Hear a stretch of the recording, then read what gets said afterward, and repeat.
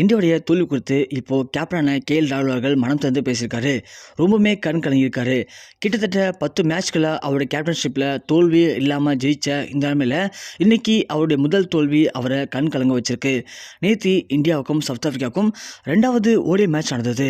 இந்த மேட்ச்க்கான எதிர்பார்ப்பு ரொம்பவுமே அதிகமாக போனது. அதுக்கான காரணம் என்ன அப்படிங்கிறது, முதல் ஓடிஐயில் இந்தியா அபாரமான வெற்றியை பதிவு பண்ணாங்க. அதனால் கண்டிப்பாக இந்த மேட்ச்சில் அதே மாதிரியான ஒரு வெற்றியை பதிவு பண்ணுவாங்கன்னு சொல்லி எல்லாமே காத்திருந்தோம். ஆனால் கிடைச்சது என்னமோ ஏமாற்றம் மட்டும்தான். அப்படியே இன்றைக்கி உல்ட்டாவாக அமைஞ்சிடுச்சு. எப்படி அந்த மேட்ச்சில் சவுத் ஆஃப்ரிக்கா ப்ளே பண்ணுறதுக்கு ரொம்ப தடுமாறினாங்களோ அதே மாதிரி தான் இந்தியா இந்த மேட்ச்சில் தடுமாறி இன்றைக்கி ஒரு அதிர்ச்சி தோல்வியை கொடுத்துருக்காங்க. இந்த மேட்ச் முடிஞ்ச பிறகு போஸ்ட் மேட்ச் ப்ரெசன்டேஷனில் நம்மளுடைய ராகுல்கிட்ட இந்த மேட்ச் குறித்து பேசியிருக்காங்க. அதோட இந்த மேட்சுடைய தோல்விக்கு என்ன காரணம், இதுக்கு யார் காரணம் நீங்கள் நினைக்கிறீங்க, உங்களுடைய பார்வையிலையும் உங்களுடைய கருத்துக்களை பகிர்ந்துக்கோங்கன்னு சொல்லும்போது ராகுல் முதல்ல கொஞ்சம் கண் கலங்கிட்டார். ரொம்பவுமே பார்த்தோன்னா அழுகு நிலைமைக்கு போயிட்டார். காரணம், நான் என்னால் முடிஞ்ச வரைக்கும் எல்லா எஃபர்ட்டுமே போட்டேன். ஆனால் நான் எதிர்பார்த்த ஒரு சில வீரர்கள் இன்றைக்கி சரியாக ப்ளே பண்ணல. கரெக்டாக இந்த 3 வீரர்களுமே முதல் ஓடியில் சரியான பர்ஃபார்மன்ஸ் இல்லைன்னு சொல்லி 2வது ஓடியில் உட்கார வைக்க சொன்னாங்க. வேணும்னா 3வது ஓடியில் பார்த்துக்கலாம் அப்படின்னு சொன்னாங்க. ஆனால் இருந்தும் கூட நான் பிளேயிங் 11 மாற்றுறது அந்தளவுக்கு கரெக்டாக இருக்காது. அது மட்டும் இல்லாமல் இவங்க எல்லாருமே வாய்ப்பு இல்லாமல் இருந்திருக்காங்க. அதனால் கிடைத்த வாய்ப்பை பயன்படுத்தி நல்லா ஒரு திறமையான பேட்டிங்கை வெளிப்படுத்தணும்னு நான் நினச்சேன். ஆனால் அவங்க எல்லாருமே இன்றைக்கி சரியாக ப்ளே பண்ணது எனக்கு மிகப்பெரிய ஒரு டிசப்பாயின்மெண்ட்டாக இருக்குது. அதாவது ஓப்பனிங்கில் ருத்ராஜ். ஸோ முதல் ஓடியில் ருத்ராஜ் வெறும் 5 ரன்னுக்கு அவுட் ஆனார். அது ஏதோ ஒரு எதிர்ச்சியாக நடந்த செயல் நான் நினச்சேன். ஆனால் இந்த மேட்ச்லேயும் வெறும் 4 ரன்னுக்கு அவுட் ஆனது எனக்கு மிகப்பெரிய சோகத்தை ஏற்படுத்துது.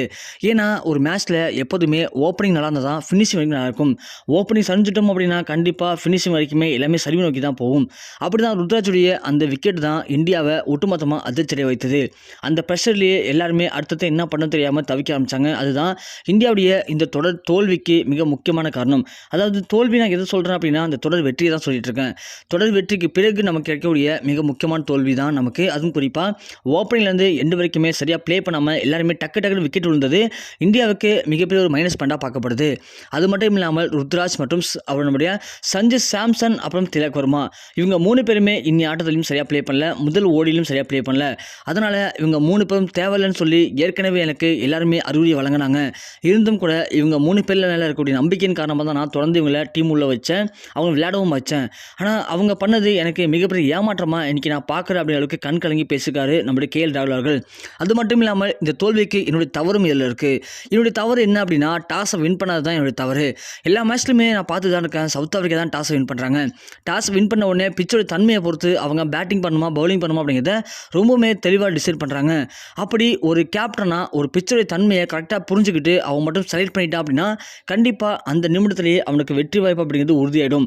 அதுதான் நேற்று மேட்ச் நடந்திருக்கு. அந்த பிச்சோட தன்மையை அழகாக புரிஞ்சுட்டு அவங்க முதல்ல பேட்டிங் நம்மள்கிட்ட கொடுத்துட்டு செகண்ட் பவுலிங் எடுத்து அவங்க ஈஸியாக ஜெயிச்சுட்டு போயிட்டாங்க. மற்றபடி இதில் வேறு எதுவுமே கிடையாது. ஒன்று என்னுடைய தோல்வி, இந்த தோல்விக்கு என்னுடைய பங்களிப்பு ஒரு காரணம். அது மட்டும் இல்லாமல் பேட்டிங்கில் நான் சொன்ன 3 பேரும் சரியாக ப்ளே பண்ணாததும் மிக முக்கியமான காரணம் அப்படிங்கிற மாதிரி ராகுல் அவர்கள் ரொம்பவுமே கண் கலங்கி உருக்கமாக இந்த பேட்டியை கொடுத்துருக்காரு. இந்த விஷயம் எல்லாருக்குமே அதிர்ச்சி ஏற்படுத்திருக்கு. ஸோ நீங்கள் சொல்லுங்கள், நேற்று மேட்ச் பார்த்தீங்க அப்படின்னா உண்மையிலேயே இந்தியாவுடைய இந்த தோல்விக்கு என்ன காரணமாக இருக்கும்னு நினைக்கிறீங்க? உங்களுடைய கருத்துக்களை கீழே மறக்காமல் கமெண்ட் செக்ஷனில் பதிவு பண்ணுங்கள்.